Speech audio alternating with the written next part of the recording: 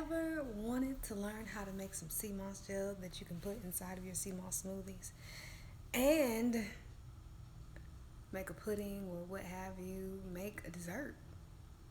If not, so we're going to be learning how to make some Seamoss gel. Now, let's get into it. My name is Raven, and you are watching Black Lotus TV. Black Lotus TV, well. Okay, so first, I have some water boiling with some limes in it. I don't cook the Seamoss. I do not cook it. I let it sit in some hot boiling water after I turn the stove off. That's my tip number one. You never want to cook out your nutrients. All right, number two, I have two kinds of Seamoss. I have Seamoss from St. Lucia. The brother was so beautiful enough, and this is a pound. He was so beautiful enough, he blessed me with some purple Seamoss. I'm like, okay, hallelujah. Yes. That's from Jamaica. I may end up mixing it, or I may end up making a separate batch, more than likely. So let's get into it. All right, so I'm rinsing this out. You see how this has little strings and stuff in it? I'm rinsing it out before I put it in the hot water with the limes. You can use lemons as well.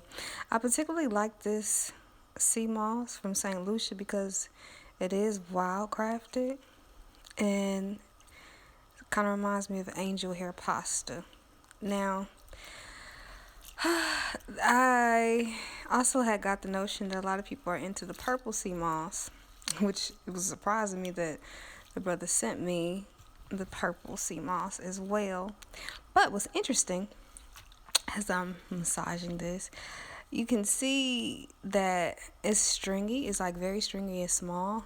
A lot of people get farm raised Seamoss, which I mean you can use. It's just the wildcrafted is said to be better.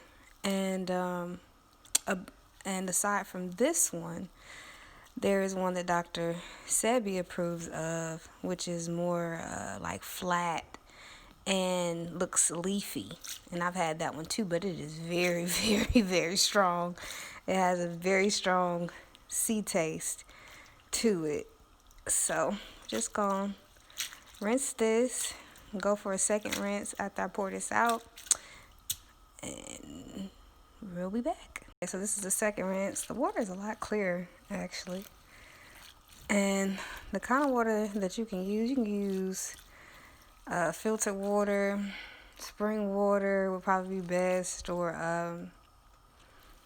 alkaline water. A lot of people prefer to use alkaline, but Seamoss is already alkalizing. Or shungite water, whichever you prefer. So if you have a big Berkey, you can definitely use that. And yeah.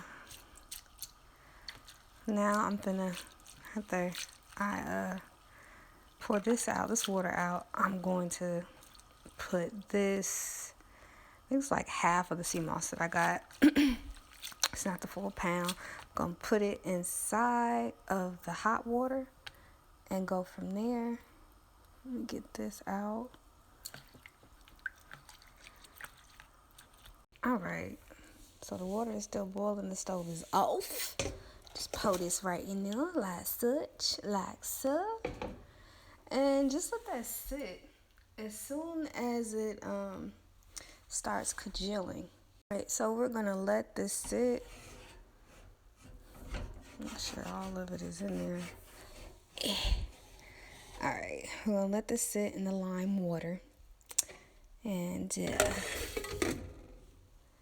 yeah, let that sit for about 25-30 minutes. It should be fine. It'll be gelatinous when we open it.